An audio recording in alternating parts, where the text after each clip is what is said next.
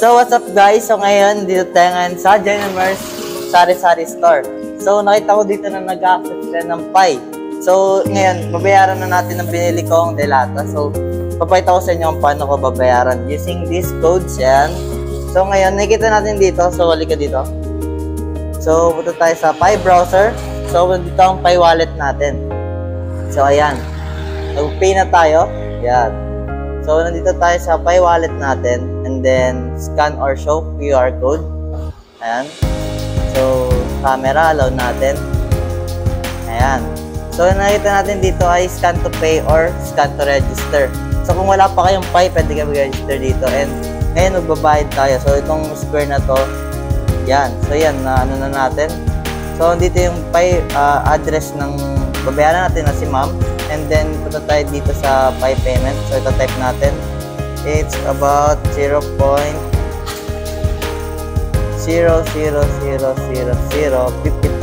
Pi. So, ayan. So, magkano tayo? Hi, ma'am. Kunyari, yan. So, yan. Babayaran na natin.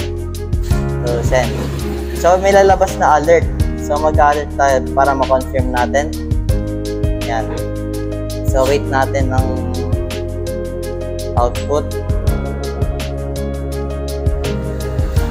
Yun, nag-error pero nag-success tayo sa transaction. So, yun, close natin. Nakikita natin dito kung nabawasan tayo. Yan, nabawasan tayo ng 0.00055 Pi. So, tingnan natin kung nasan na kay ma'am. So, ayan, nasend na po kay ma'am yung 0.0.55. So, yun lang guys. So, nakabili na tayo, nabayaran natin. So, see you next vlog. So, bye-bye. Thank you po.